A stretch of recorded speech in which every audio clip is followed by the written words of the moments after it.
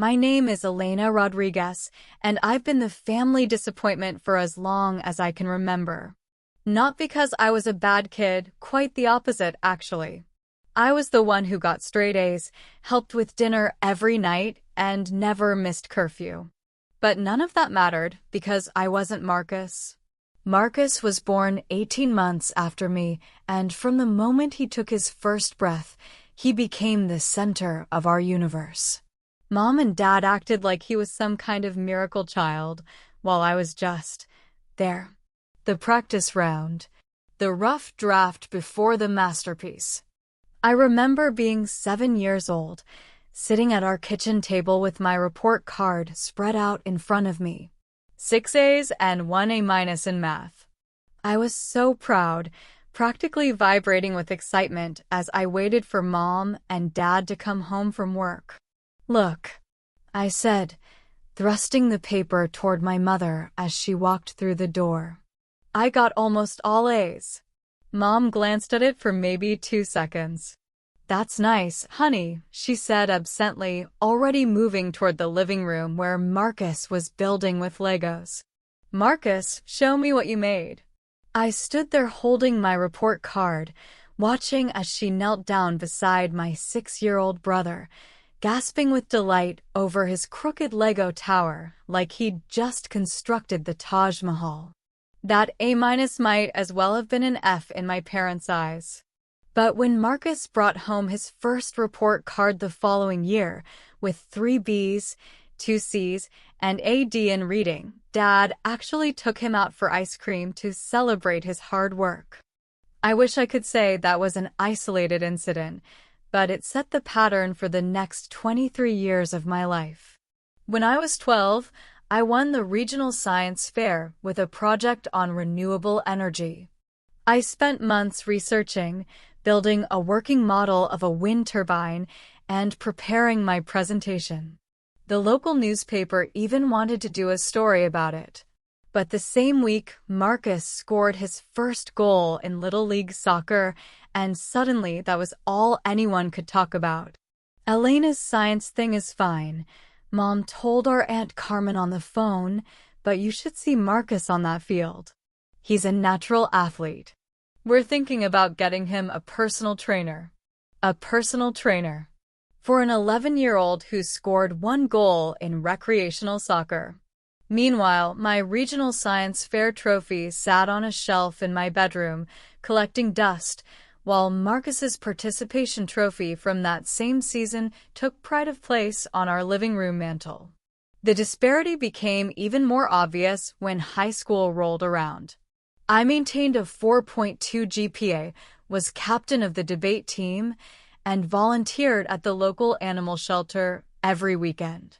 Marcus barely scraped by with C's and D's, but he played varsity football, and that's all that mattered to our parents.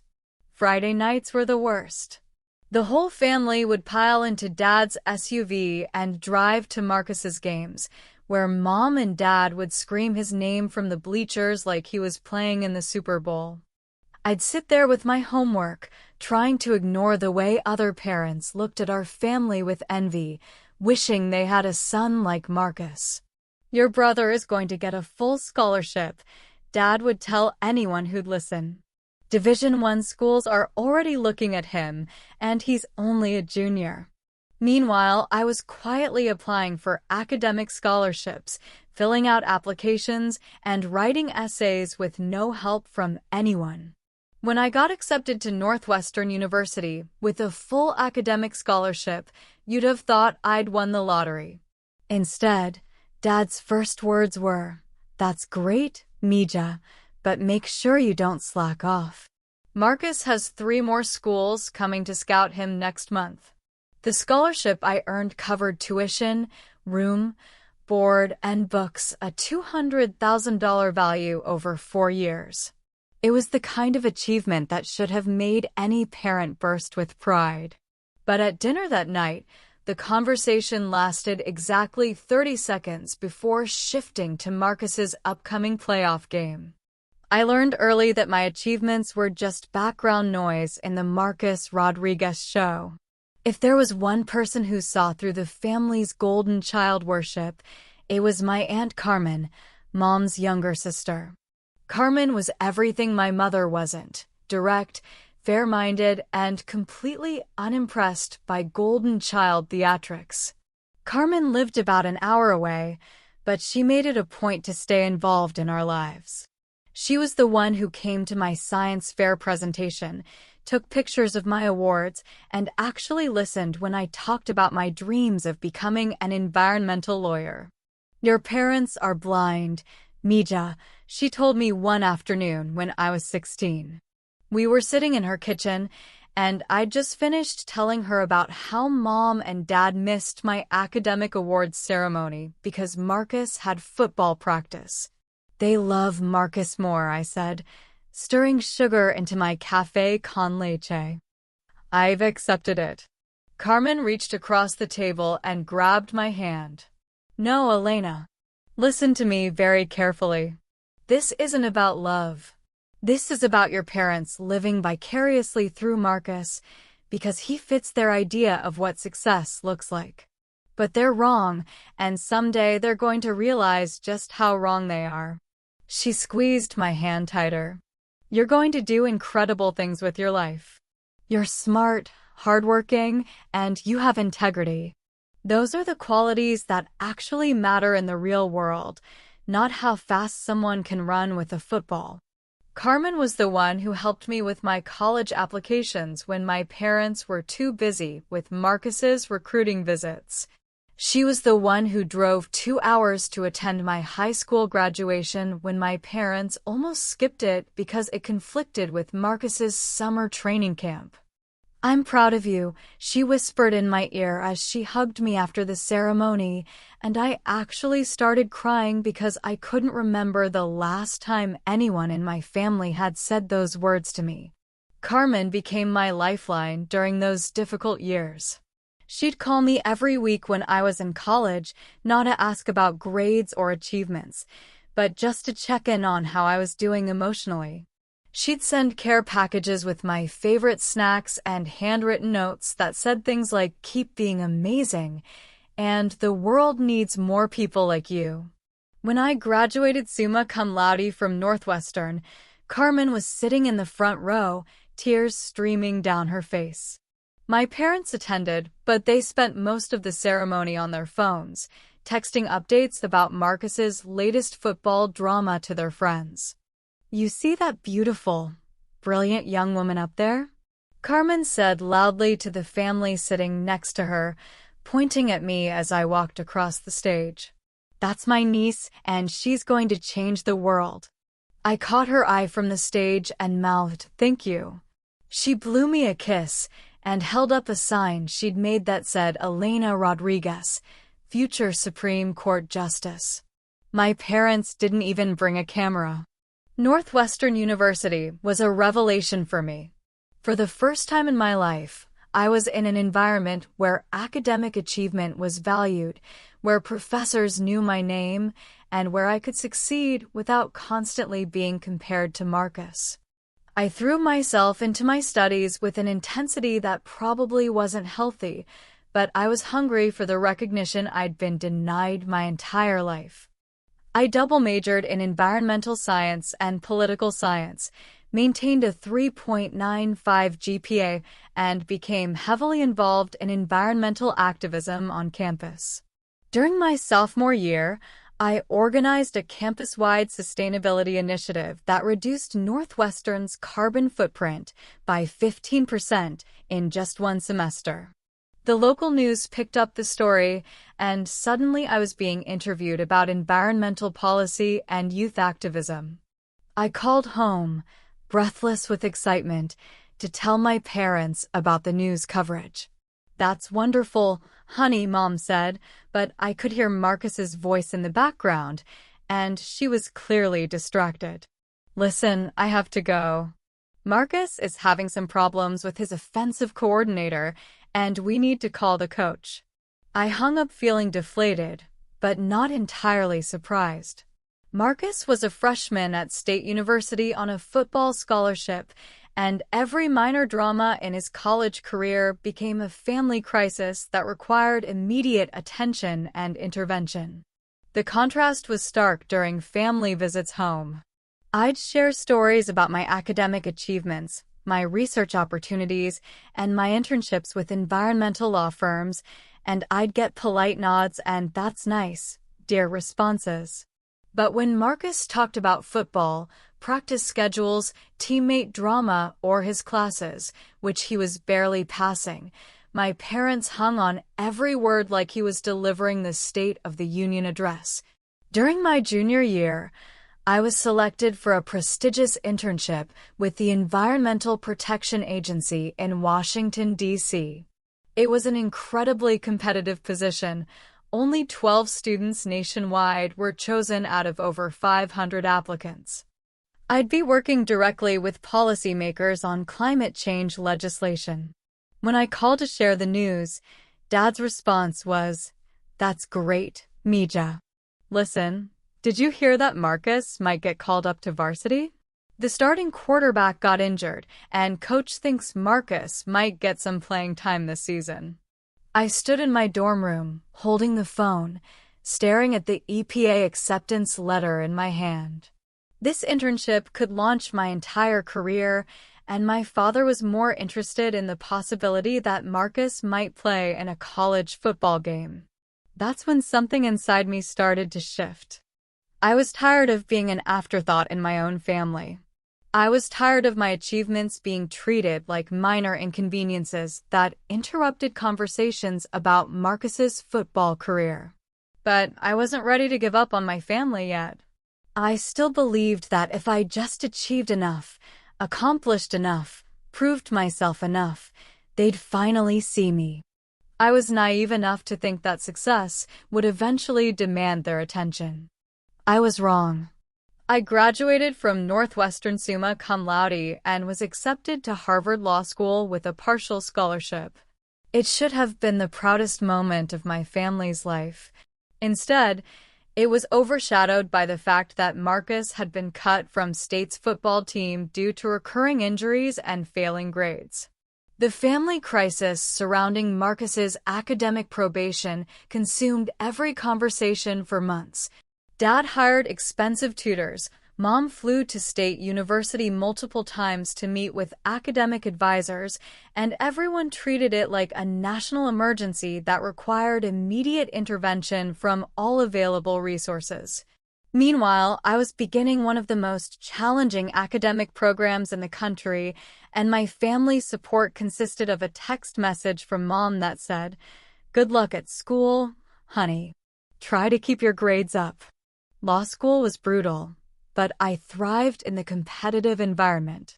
I made law review my second year, graduated in the top 10% of my class, and landed a position at Morrison & Associates, one of Chicago's most prestigious environmental law firms. The starting salary was $180,000 a year. When I called to share the news about my job offer, Mom's response was, "Oh, that's nice, Elena. Listen, we're really worried about Marcus. He's been so depressed since he had to leave the football team, and he's talking about dropping out of college entirely. Your father thinks maybe you could talk to him since you're good with school stuff."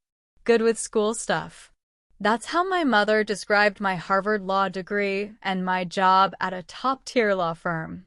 I was good with school stuff. That conversation marked a turning point for me. I realized that no matter what I achieved, my family would always see me as the supporting character in Marcus's story. I was never going to be the star of my own narrative in their eyes. So I stopped trying to be.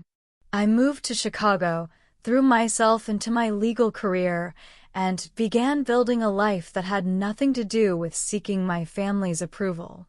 I bought a beautiful condo in Lincoln Park, started dating a wonderful man named David who was a fellow attorney, and began establishing myself as a rising star in environmental law. For the first time in my life, I was genuinely happy.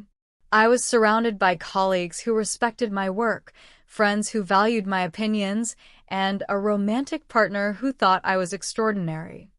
I was finally living in a world where my achievements mattered. But I still hadn't learned to completely let go of the need for my family's recognition. That lesson was coming, and it would be more painful than anything that had come before. 3 years into my career at Morrison & Associates, I was promoted to senior associate and given my own cases. I was building a reputation as one of the firm's most promising young attorneys, and I was in love with David, who had proposed to me on a beautiful autumn weekend in Vermont. I was excited to share both pieces of news with my family. For once, I had something that I thought they couldn't possibly overlook or diminish. I was getting married to an amazing man, and I was succeeding in my career beyond anything I'd ever imagined. I decided to surprise them with a visit home to Chicago for Sunday dinner. I wanted to see their faces when I showed them my engagement ring and told them about my promotion. I imagined Mom crying happy tears, Dad giving me one of his rare, genuine hugs, and even Marcus being excited about having a new brother-in-law. I should have known better. I walked into the house with a bottle of champagne and a huge smile on my face. The whole family was gathered around the kitchen table, and they all looked up when I entered. "Elena," Mom said, looking surprised. "What are you doing here? You didn't call." "I wanted to surprise you," I said, setting the champagne on the counter.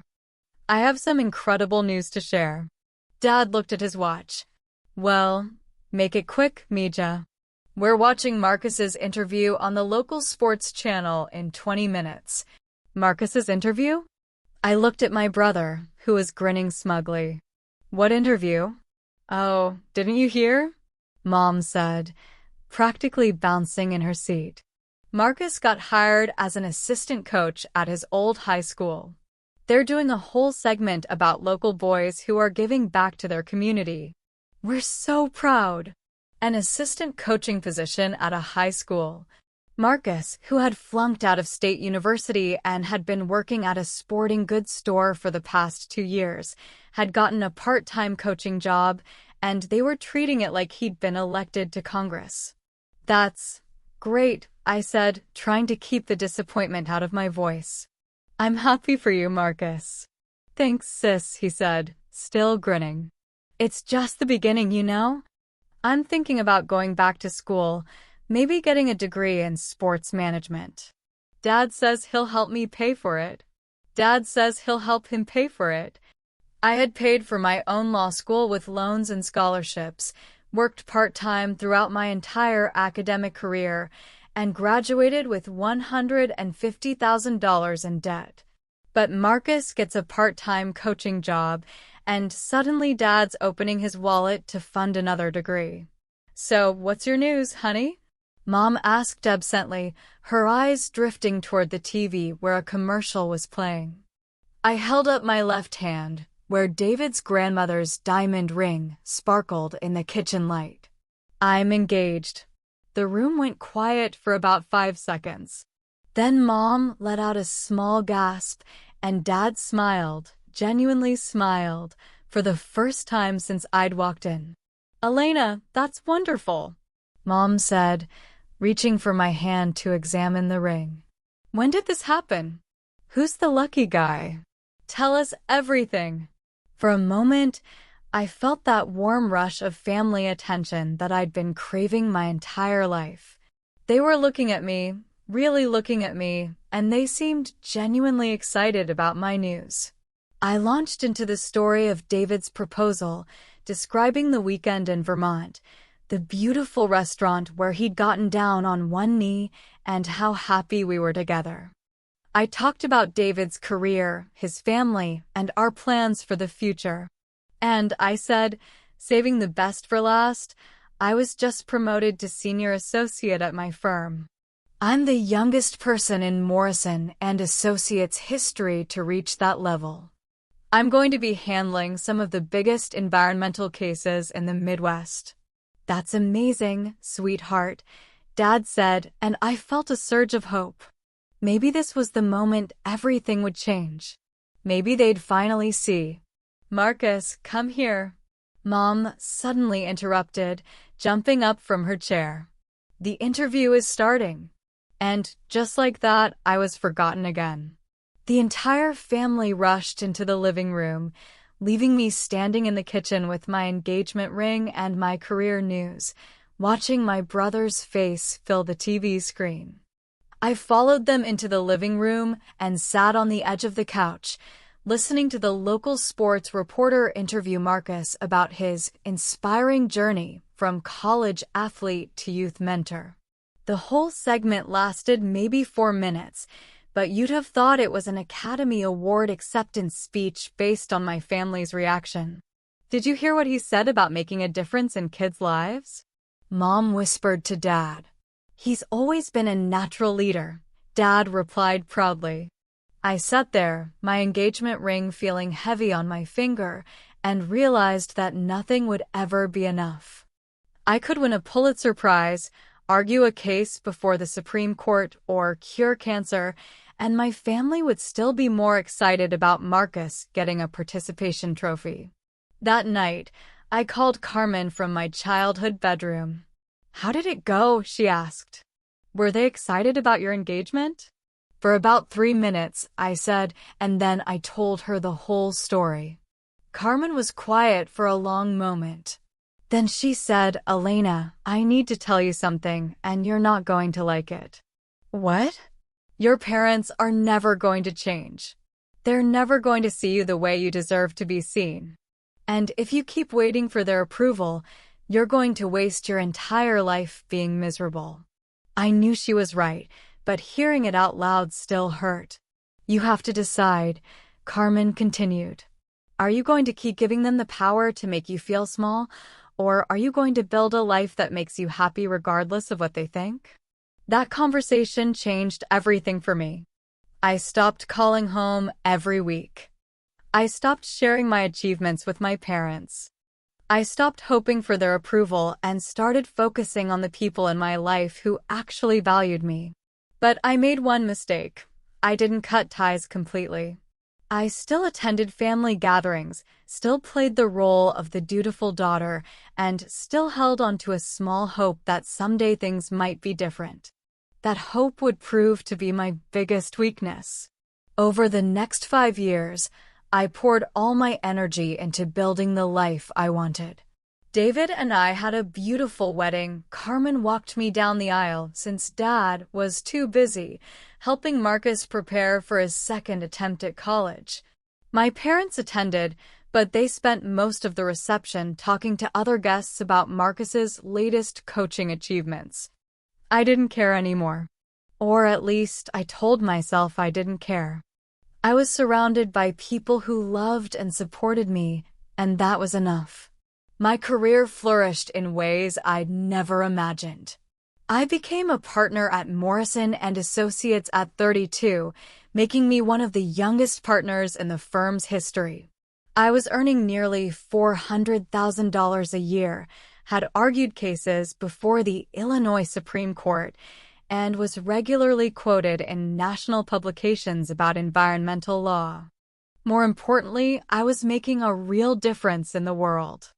I led the legal team that won a landmark case against a major corporation for groundwater contamination, resulting in a $50 million settlement that funded cleanup efforts and medical care for affected communities.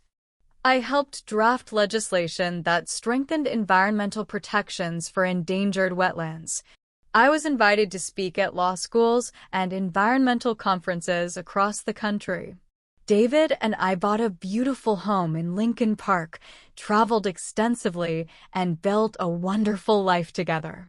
We tried for several years to have children, but after 3 miscarriages, we decided to focus on our careers and our relationship. It was a difficult decision, but we had each other, and that felt like enough. Throughout all of this, my family's reactions remained predictably lukewarm. When I was featured on the cover of Chicago Lawyer magazine as one of the city's top 40 under 40, Mom's response was a brief phone call that lasted exactly long enough for her to tell me that Marcus had been promoted to head coach at the high school. When I won the Illinois Environmental Law Association's Attorney of the Year award, Dad's congratulations came in the form of a text message. "Proud of you, Mija. Marcus says hi. Marcus says hi." As if Marcus's casual greeting was the real prize I should be grateful for. I learned to celebrate my achievements with David, Carmen, and my chosen family of friends and colleagues. I stopped expecting anything from my parents, and I thought I'd made peace with our relationship. I was wrong. The breaking point came on a Tuesday afternoon in March. I was in my office, reviewing briefs for a major case, when my phone rang. It was Mom, which was unusual since she rarely called me at work. "Elena, I need to ask you for a favor," she said without preamble. "What's going on?" "Marcus wants to go back to school to get his master's degree in sports management, but the program is expensive, and he doesn't qualify for financial aid because of his previous academic record." I had a sinking feeling about where this conversation was heading. "We were wondering if you could help him out," Mom continued. "I know you're doing well with your law practice, and this would really mean a lot to Marcus. The program costs about $40,000, and we could pay you back over time." I sat in my leather chair, looking out at the Chicago skyline, and felt something cold settle in my chest. "Let me make sure I understand this correctly. You want me to pay for Marcus's master's degree?" "Well, loan him the money," Mom said quickly. "Like I said, we'd pay you back." "With what money?" I asked. "Marcus makes maybe $35,000 a year coaching, and you and Dad are living on Social Security and Dad's pension." "We'd figure it out," Mom said, sounding defensive. "Family helps family, Elena. You know that. Family helps family."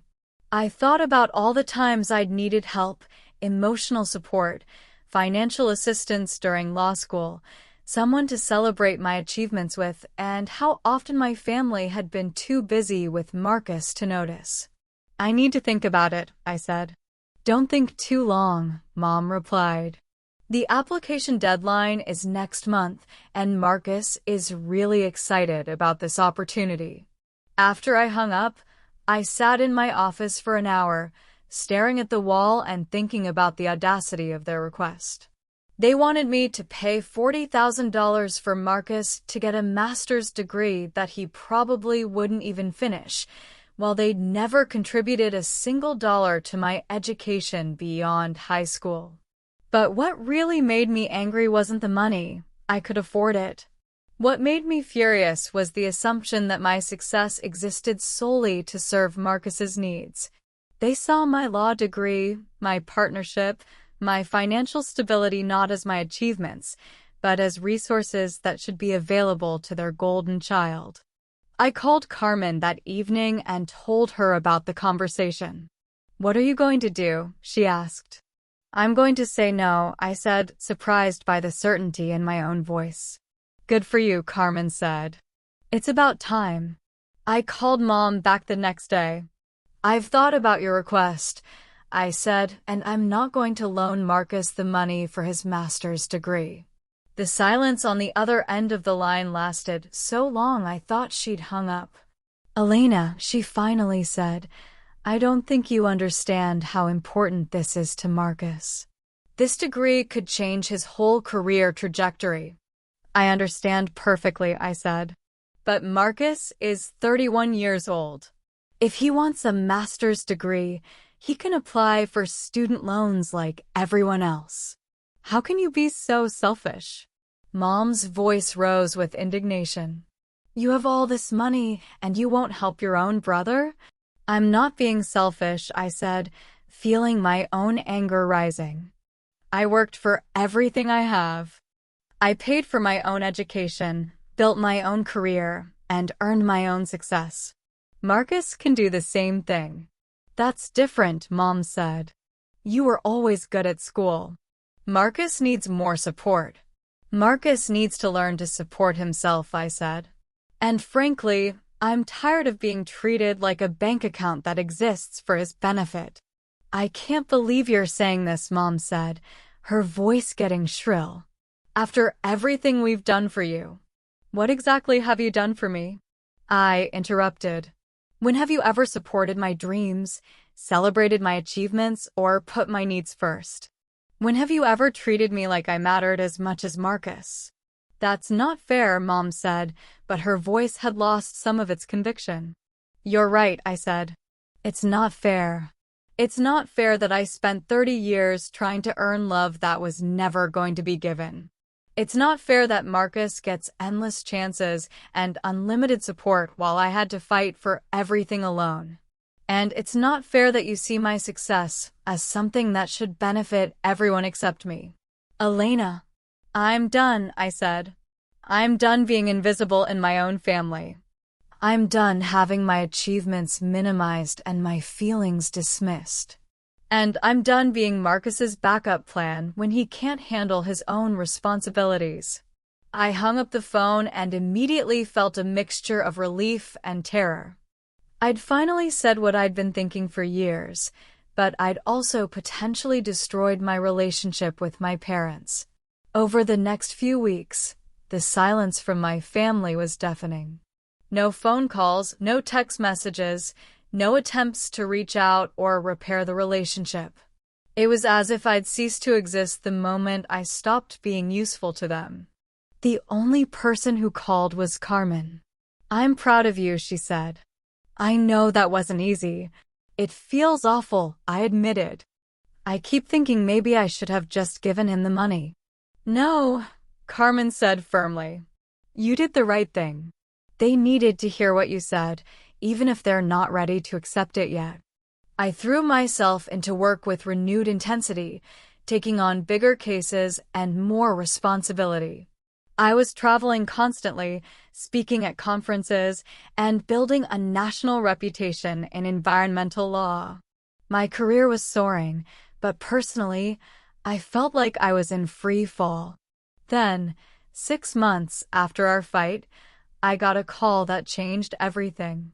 Elena, it's Marcus. I almost dropped my phone. It was the first time anyone in my family had contacted me since our argument about the master's degree program. Hi, Marcus, I said carefully. How are you? I'm good, he said, and I could hear the awkwardness in his voice. Listen, I have some news. I'm getting married. Despite everything, I felt a genuine surge of happiness for him. That's wonderful. Congratulations. Who's the lucky woman? Her name is Sarah, Marcus said, and his voice warmed as he talked about her. She's a teacher at the elementary school where I coach. We've been dating for 2 years, and I proposed last month. He talked for a few minutes about Sarah, their relationship, and their wedding plans. For a moment, it felt like we were just siblings again, sharing good news and catching up on each other's lives. The wedding is in 6 months, Marcus continued. We're having it at the Marriott downtown, and we're expecting about 200 people. Mom and Dad are really excited. They're helping us plan everything. Of course they were. I wondered if they were paying for the wedding too, or if they'd found another way to support Marcus's dreams while ignoring their own financial limitations. I want you to be there, Elena, Marcus said.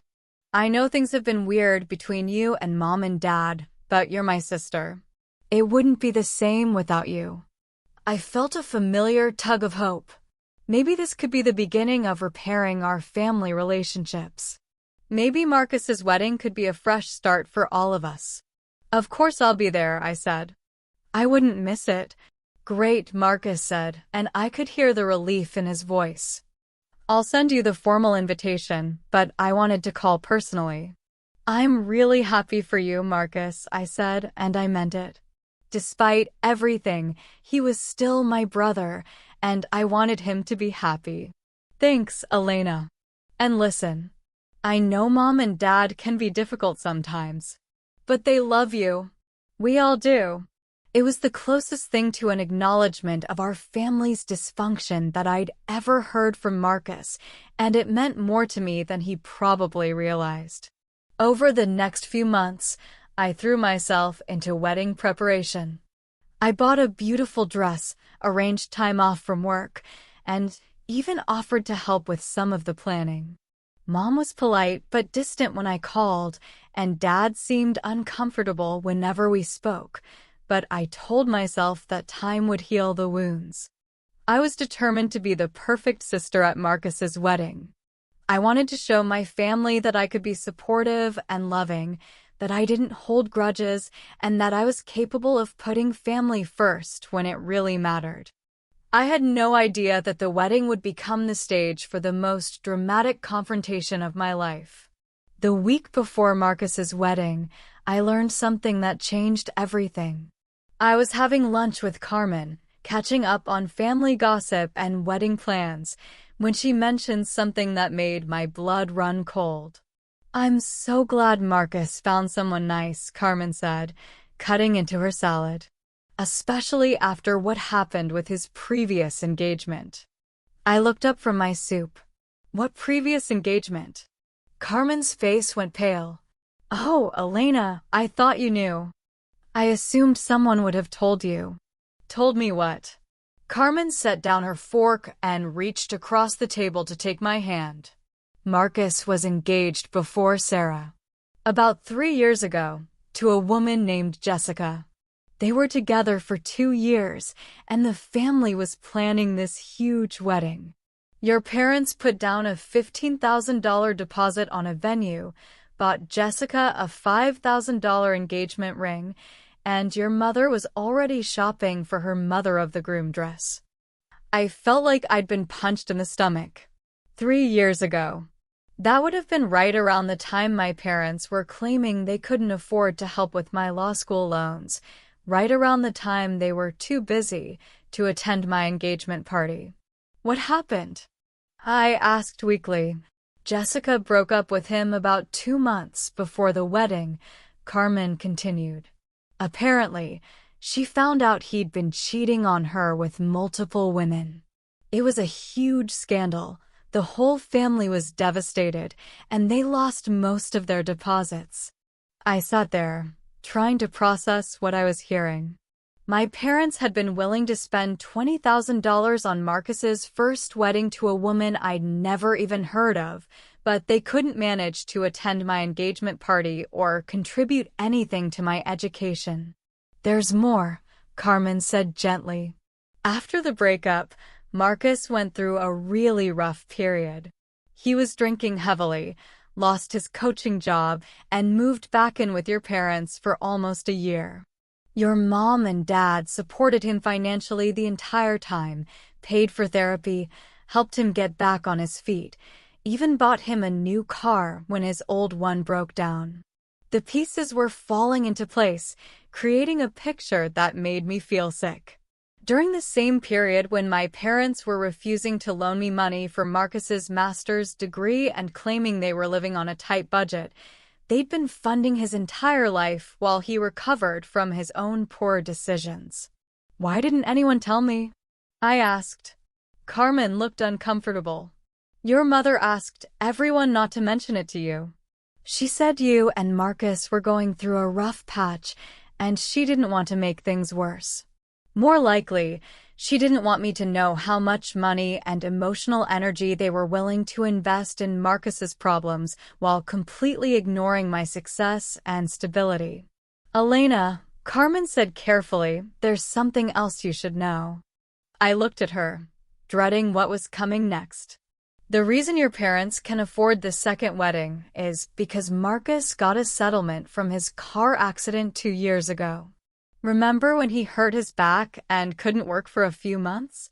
The insurance company paid him $80,000, and instead of using it responsibly, he's spending most of it on this wedding. $80,000. Marcus had received an $80,000 settlement and was using it to throw himself an extravagant wedding, while I'd been lectured about family loyalty for refusing to loan him money for school. I excused myself from lunch and spent the rest of the afternoon walking around downtown Chicago, trying to calm down and process what I'd learned. By the time I got home, I was angrier than I'd ever been in my life. That evening, I did something I'd never done before. I hired a private investigator. I know it sounds extreme, but I needed to know the truth about my family's finances and Marcus's life.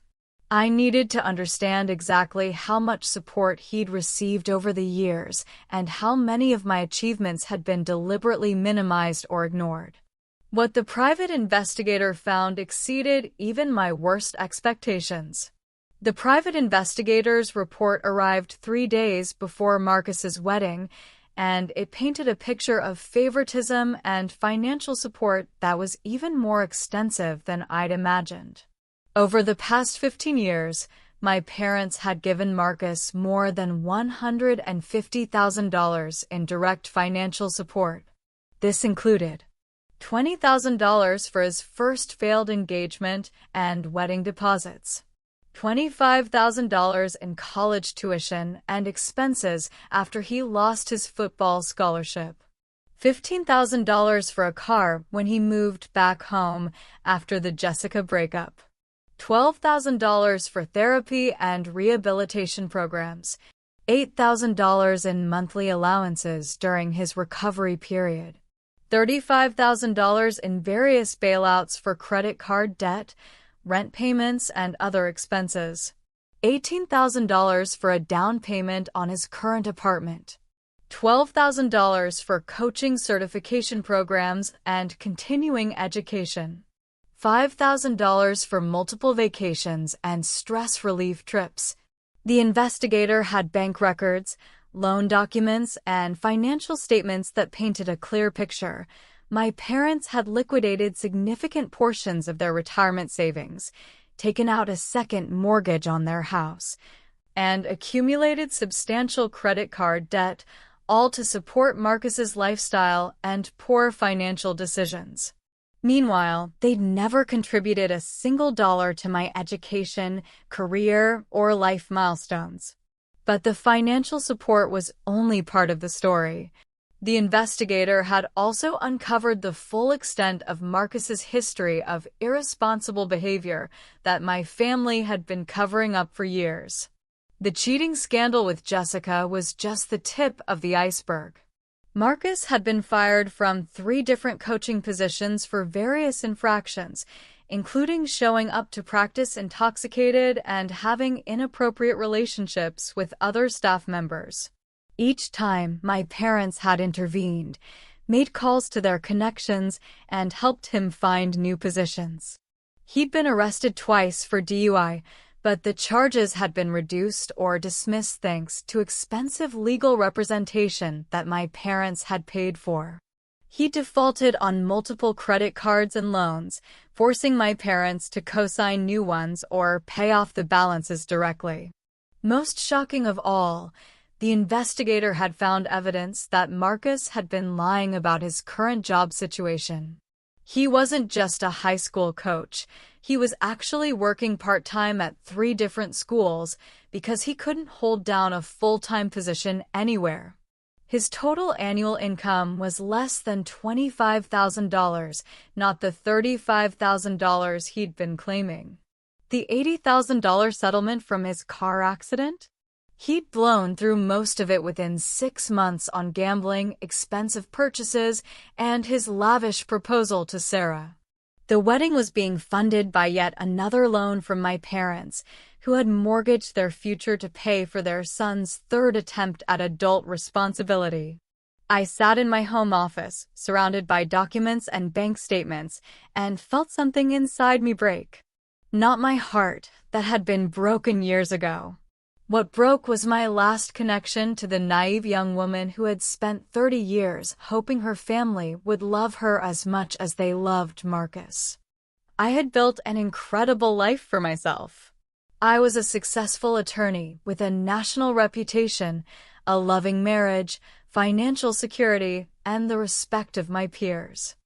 I had everything I'd ever dreamed of achieving, but I was still that little girl holding a report card, waiting for my parents to notice my achievements. The wedding was in 2 days, and I had a decision to make. Saturday morning dawned gray and drizzly, which felt appropriate for my mood. I'd barely slept the night before, alternating between fury and heartbreak as I thought about what the private investigator had uncovered. David was concerned about me. "You've been different all week," he said over breakfast. "Are you sure you want to go to this wedding? You don't owe them anything, Elena." "I need to go," I said, though I wasn't entirely sure why. "Marcus is still my brother."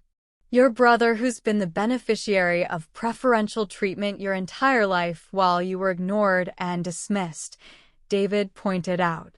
"Your brother whose lifestyle has been subsidized to the tune of $150,000 while you paid for everything yourself." I knew he was right, but I couldn't explain the compulsion I felt to attend the wedding. Maybe I needed to see my family's hypocrisy play out one more time. Maybe I needed closure. Or maybe I was still holding onto hope that someone would finally acknowledge what they'd done to me. I put on my emerald green dress, the one that made me look successful and confident, and David and I drove to the Marriott. The ballroom was decorated with white roses and gold accents, clearly expensive and elaborate. I wondered how much debt my parents had taken on to pay for the celebration of Marcus's third attempt at finding happiness. The ceremony was beautiful, I had to admit. Sarah looked radiant in her designer dress, and Marcus actually looked genuinely happy as he watched her walk down the aisle. For a moment, I felt a surge of hope that maybe this time would be different for him. Maybe Sarah would be the stabilizing force he needed. My parents sat in the front row, beaming with pride. Mom was wearing a new dress and jewelry that I knew they couldn't afford, and Dad had gotten a new suit for the occasion. They looked like the proud parents of a successful son, not people who had bankrupted themselves to maintain an illusion. I sat in the back with David, watching the ceremony and thinking about all the family events where I'd been the afterthought, the side character in Marcus's ongoing drama. My high school graduation, my college graduation, my law school graduation, my engagement party, my wedding, all of them had been overshadowed by whatever Marcus crisis was happening at the time. But this wedding was his moment, and everyone was focused entirely on him, the way it had always been. During the reception, I watched my extended family congratulate Marcus and Sarah, praising them for finding each other and wishing them happiness. Aunts and uncles who barely knew about my career success were effusive in their praise for Marcus's maturity and growth. "He's really turned his life around," I heard my Aunt Rosa tell another relative. "Maria and Roberto are so proud of how he's become such a responsible young man." Responsible. Marcus, who had never held a steady job, who had been supported financially by our parents for his entire adult life, who had cheated on his previous fiancée and blown through an $80,000 settlement in 6 months, was being praised for his responsibility. I excused myself and went to the bathroom, where I stared at myself in the mirror and tried to decide what I was going to do. I could get through the evening, smile politely, and continue pretending that everything was normal. I could maintain the fiction that we were a happy family, that Marcus deserved all the attention and support he'd received, and that my achievements were less important than his basic life milestones. Or I could finally tell the truth. I thought about Carmen's words from years earlier. Are you going to keep giving them the power to make you feel small? Or are you going to build a life that makes you happy regardless of what they think? I'd built the life. I'd achieved everything I'd ever dreamed of. But I'd never stopped giving them the power to make me feel small. When I returned to the reception, the DJ was asking everyone to take their seats for the speeches. Marcus's best man gave a rambling toast about their friendship. Sarah's maid of honor talked about love and commitment, and then Dad stood up. I want to say a few words about my son, Dad began, his voice thick with emotion. Marcus has always been special. From the time he was little, we knew he was going to do great things. He's faced some challenges over the years, but he's never given up. He's shown us what determination and character look like. Determination and character. I felt something snap inside my chest. Dad continued, Marcus has always been the kind of person who brings out the best in everyone around him. He's generous, loyal, and caring. Sarah, you're getting a man who will always put family first, who will always be there when you need him. Always be there when you need him. Like he'd been there for me during my struggles in law school. Like he'd been there to celebrate my achievements or support my dreams. Marcus represents everything we've tried to teach our children about integrity and hard work, Dad went on. We couldn't be prouder of the man he's become. That's when I stood up. The entire room turned to look at me. 200 people, all staring at the woman in the emerald green dress who had just interrupted the father of the groom's heartfelt speech. I'm sorry, I said, my voice carrying clearly across the silent room. But I can't listen to this anymore. Dad's face went white. Mom looked like she might faint. Marcus was staring at me with an expression I'd never seen before, genuine fear. Elena, Dad said carefully, maybe you should sit down. No, I said, taking a step forward. I've been sitting down for 30 years. I've been quiet for 30 years. I've been invisible for 30 years while this family rewritten history to make Marcus the hero of every story. The room was completely silent except for the soft sound of my heels clicking on the marble floor as I walked toward the head table. You want to talk about integrity and hard work? I continued, looking directly at my father. Let me tell you about integrity and hard work. My name is Elena Rodriguez, I said, addressing the room of stunned wedding guests. I'm Marcus's older sister, and I think it's time you heard the truth about this family. I could see David in the back of the room, his face a mixture of pride and concern. Carmen was sitting at a table near the middle, and she gave me an almost imperceptible nod of encouragement. My father just spoke about determination and character. I continued, my voice steady despite the adrenaline coursing through my veins. He talked about integrity and hard work. He said Marcus represents everything they've tried to teach their children. I paused, looking around the room at the faces staring back at me. I want to tell you what integrity and hard work actually look like in this family. Mom had found her voice. Elena, stop this right now. This is Marcus's wedding day. You're right, I said, turning to face her. This is Marcus's wedding day. His second attempt at marriage, funded by the same parents who told me they couldn't afford to help with my student loans. A murmur went through the crowd. I could see people exchanging glances, trying to understand what was happening. Let me paint you a picture, I said, walking slowly around the room as I spoke. I graduated valedictorian from high school. I received a full academic scholarship to Northwestern University, where I graduated summa cum laude. I earned my law degree from Harvard, finished in the top 10% of my class, and became the youngest partner in the history of Morrison & Associates, one of Chicago's most prestigious law firms. I stopped walking and looked back at my parents. I've argued cases before the Illinois Supreme Court. I've been featured on the cover of Chicago Lawyer magazine. I've won awards for my environmental law work, and I make more money in a year than most people see in a decade. The room was absolutely silent. Even the catering staff had stopped moving. And do you know how my family celebrated these achievements?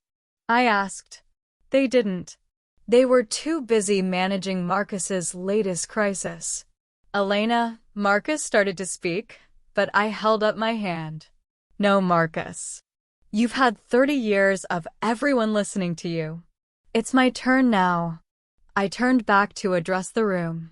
While I was building my career and paying off student loans, my parents were giving Marcus $150,000 in direct financial support. They paid for his college tuition after he lost his football scholarship due to poor grades. They paid for his first engagement and wedding deposits when he was planning to marry a woman named Jessica, a wedding that was canceled when she discovered he was cheating on her with multiple women. Sarah's face went pale. Clearly, this was information she hadn't heard before. They paid for his therapy, his cars, his rent, his credit card debt, and his various attempts at finding a career. I continued.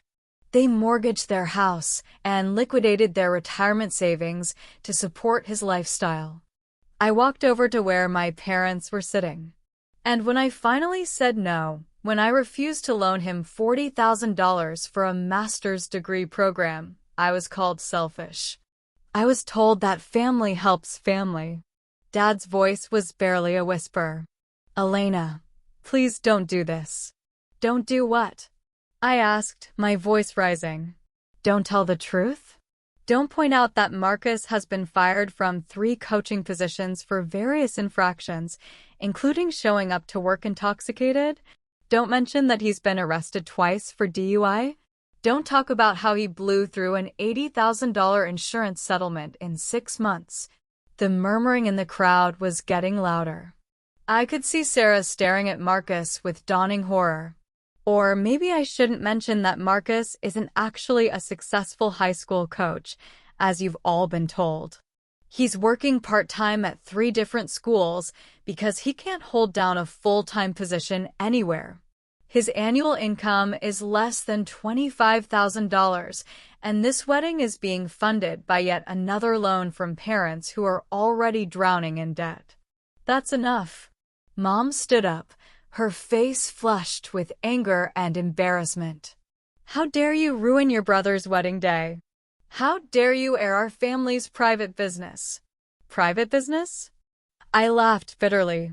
You mean the business of treating me like I'm worthless while propping up Marcus's every failure? You mean the business of ignoring my achievements while celebrating his basic life functions? I turned to face Marcus directly. Do you remember my college graduation, Marcus? Of course you don't, because you didn't attend. You had football practice that day, and Mom and Dad decided that was more important than watching their daughter graduate summa cum laude from one of the best universities in the country. Marcus looked like he wanted to disappear into the floor. Do you remember my law school graduation? You attended that one, but you spent the entire ceremony texting your friends about some party you wanted to go to. Dad took exactly 2 pictures, and you all left immediately afterward because you didn't want to miss the sports highlights on TV. I could see several wedding guests looking uncomfortable, and some were starting to whisper among themselves. Do you remember my engagement party? The one where Mom and Dad showed up 45 minutes late because they were helping you move into your new apartment? The one where Dad spent the entire evening taking phone calls about your coaching situation. Elena, please, Marcus said, his voice breaking. I know we haven't always. Haven't always what? I interrupted. Haven't always treated me like a human being? Haven't always acknowledged that I exist. I turned back to address the room. I want everyone here to understand something. I didn't come here to ruin Marcus's wedding. I came here hoping that maybe, finally, my family would treat me like I matter. But even today, even at this wedding that's costing our parents their financial future, I'm still invisible. I walked over to where Carmen was sitting and put my hand on her shoulder. There's only one person in this room who has ever truly supported me, who has ever celebrated my achievements, who has ever made me feel like I was worth something. And it's not my parents or my brother.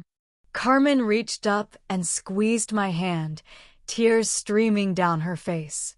I've spent 30 years trying to earn love that was never going to be given equally, I said, my voice finally starting to shake with emotion.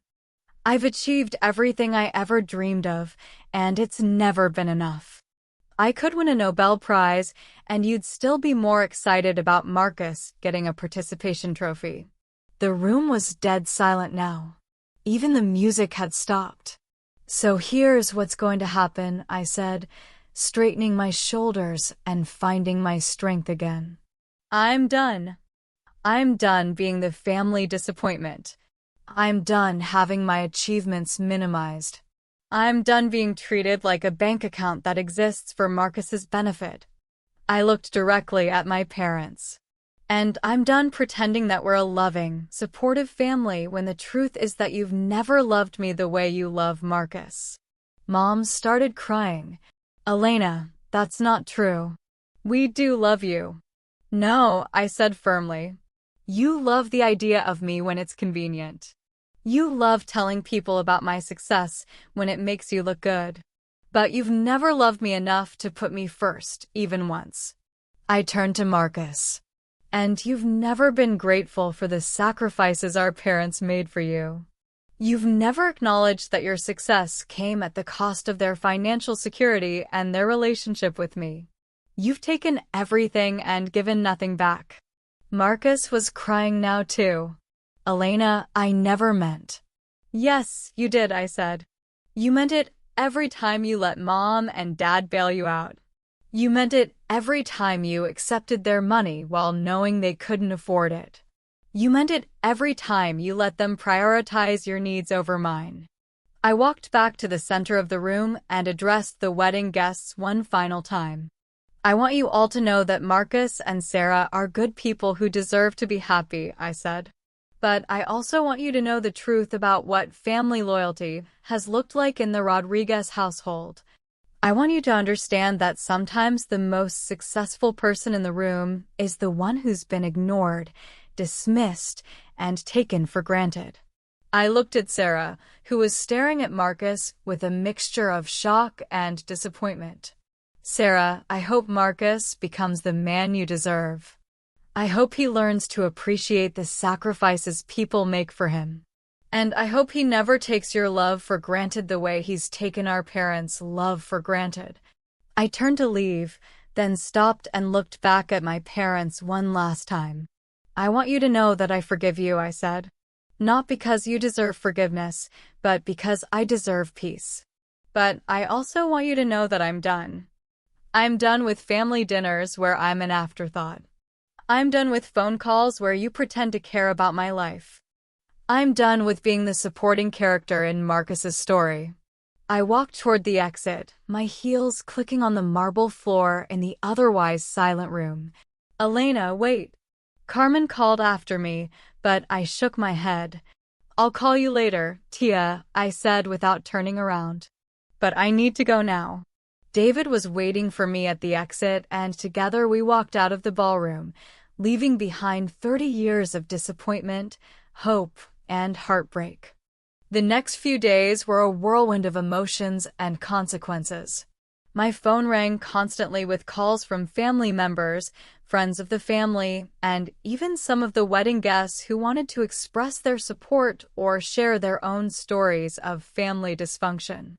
I turned off my phone and spent the weekend with David, processing what had happened and what it meant for my future.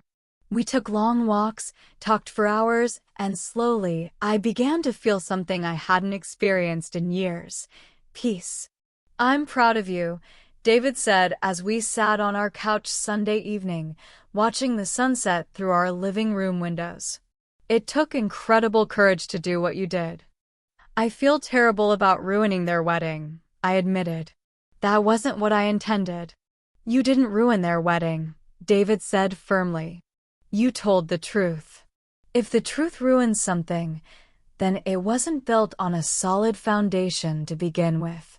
On Monday morning, I returned to work and found that news of my wedding speech had somehow made it to my colleagues. Apparently, one of the wedding guests had posted about it on social media, and it had gone viral as a story about standing up to family favoritism. My assistant handed me a stack of messages. You've gotten calls from 3 different talk shows, 2 book publishers, and about 50 people who want to share their own stories about being the invisible child in their families, she said.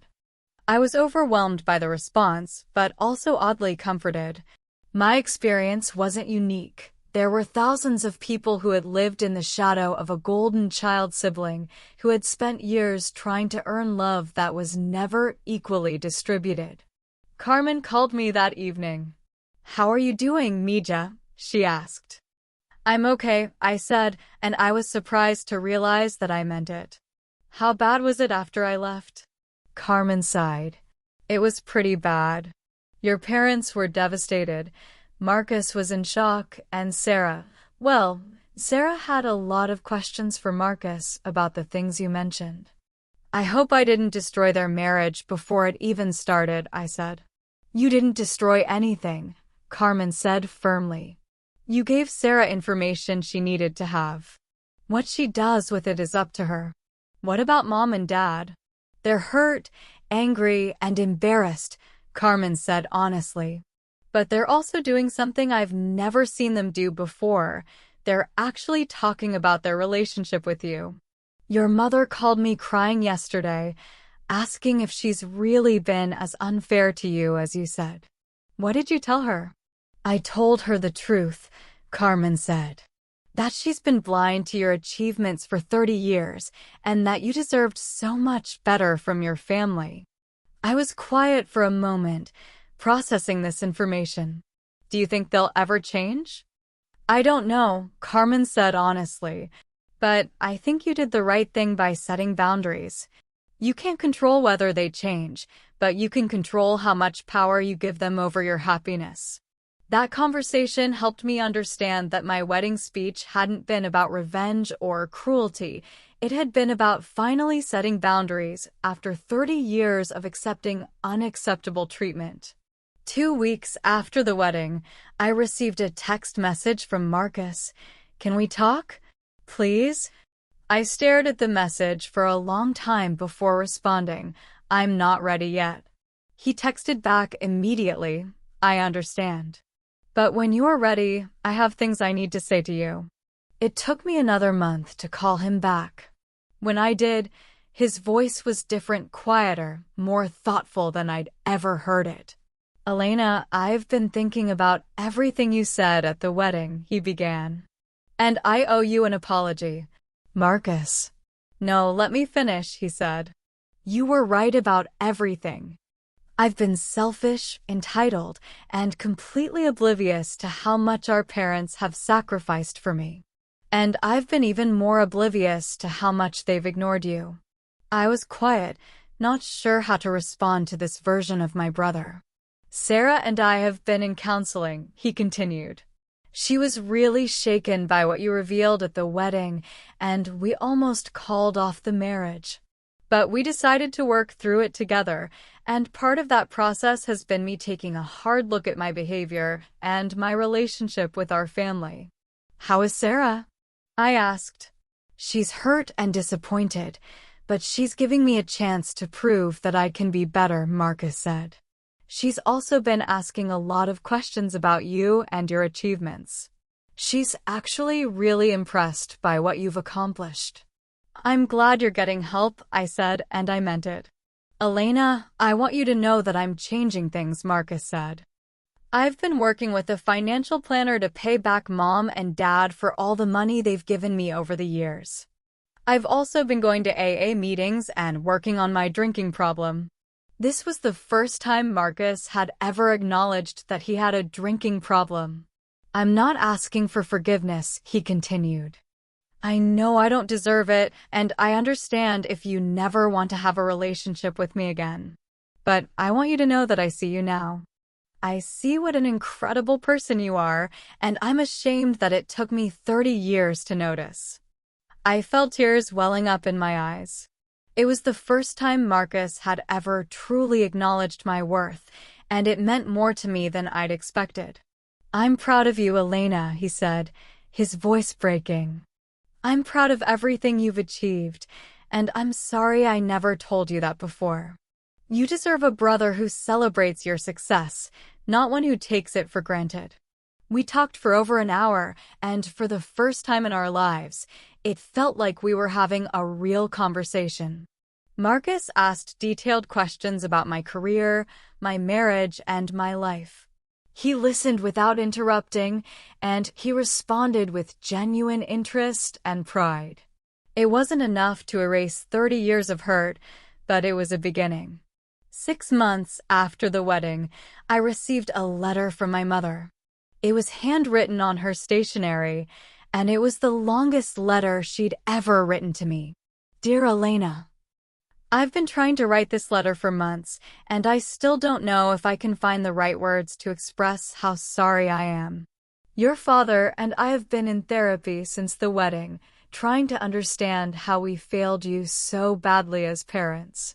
We've been forced to confront some difficult truths about our behavior and our priorities. You were right about everything you said that day. We did treat Marcus differently than we treated you. We did ignore your achievements while celebrating his basic life milestones. We did take your strength and independence for granted while enabling his irresponsibility. I want you to know that this wasn't because we loved you less. We love you deeply, Elena. But we made the mistake of thinking that because you were strong and capable, you didn't need our support the way Marcus did. We thought you would succeed regardless of what we did, so we focused our energy on the child who seemed to need more help. We were wrong. Everyone needs support, encouragement, and recognition from their parents. Everyone needs to feel valued and celebrated. And we failed to give you those things. I know that our apologies don't erase 30 years of hurt, and I know that you have every right to never forgive us. But I want you to know that we are working to become better people and better parents. We are so proud of everything you've accomplished. We are proud of your strength, your intelligence, your integrity, and your success. We should have been telling you this every day for the past 30 years. I love you, Elena. Not because of what you've achieved, but because of who you are. You are an extraordinary woman, and I am honored to be your mother, even though I haven't acted like it. If you're ever willing to try again with us, we would like to earn back your trust and your love. But we understand if that's not possible. With all my love and deepest regrets, Mom. I read the letter 3 times before calling David into the room to read it with me. What do you think? I asked after he finished. I think it's a start, he said carefully. It sounds like she's finally seeing the situation clearly. But words are easy, it's actions that matter. He was right, of course. But for the first time in my life, I felt like my mother had truly seen me, acknowledged me, and valued me for who I was rather than what I could do for Marcus. I didn't respond to the letter immediately. I needed time to think about what I wanted from my relationship with my parents going forward and what I was willing to offer them. Today, 2 years after Marcus's wedding, my relationship with my family is complicated but honest. It's not the warm, close relationship I once dreamed of having, but it's built on truth and mutual respect rather than denial and favoritism. My parents and I see each other occasionally, usually at Carmen's house for holiday gatherings.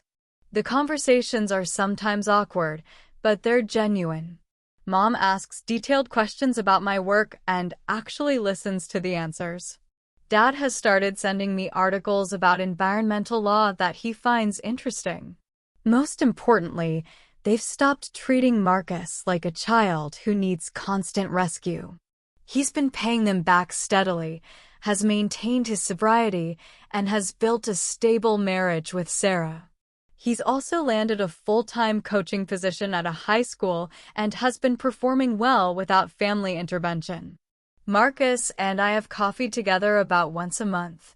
Our relationship will never be what it might have been if we'd grown up in a different family dynamic, but we're building something new based on honesty and mutual respect. He continues to go to therapy, and he's working hard to become a better husband, son, and brother.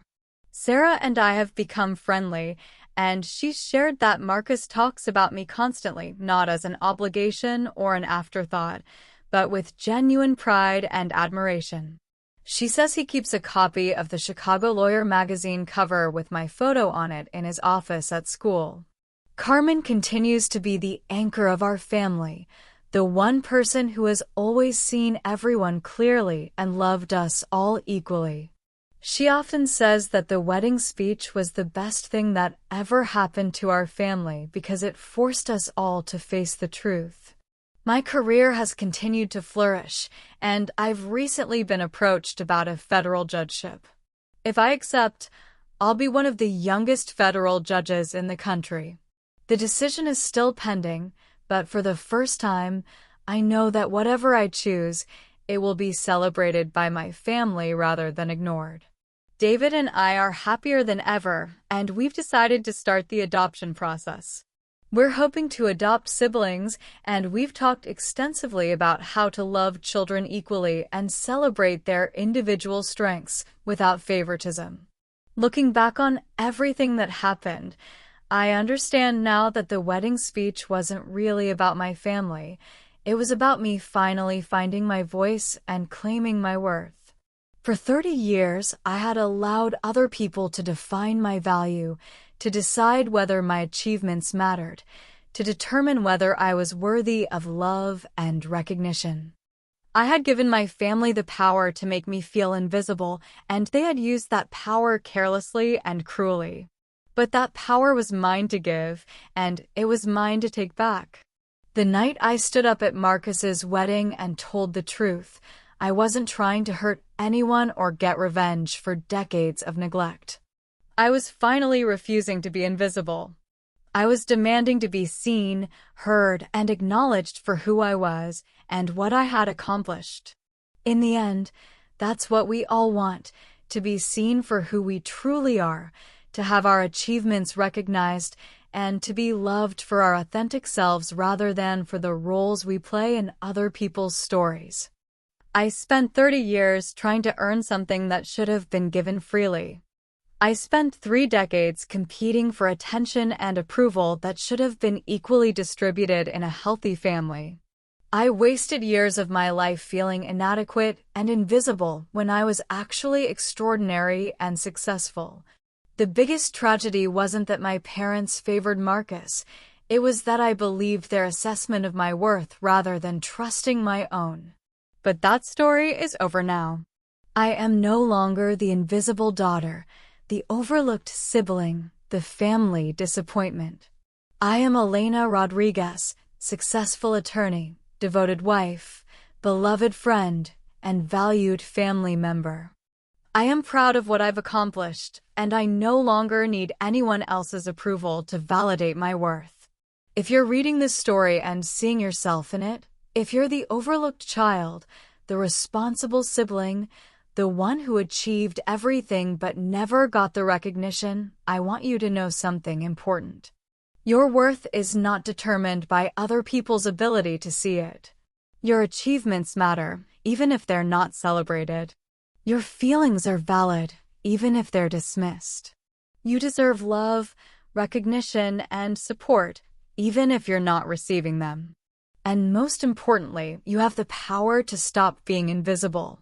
You can demand to be seen, heard, and valued. You can set boundaries with people who take you for granted. You can choose to surround yourself with people who appreciate you for who you are. It's never too late to step out of the shadows and into the light. It's never too late to stop accepting crumbs when you deserve the whole cake. It's never too late to realize that you are enough, exactly as you are. The day I stood up at Marcus's wedding and told my truth was the day I stopped being invisible. It was the day I chose myself over other people's comfort. It was the day I decided that my story mattered, my voice mattered, and my life mattered. That day changed everything for me, and it changed everything for my family. Sometimes the most loving thing you can do is refuse to enable dysfunction. Sometimes the most generous thing you can do is demand better treatment. Sometimes the most courageous thing you can do is tell the truth, even when it's uncomfortable.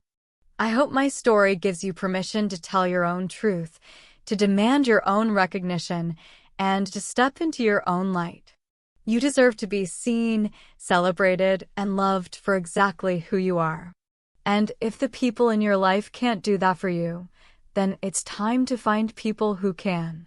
You are not invisible. You are not an afterthought. You are not less important than the golden child in your family.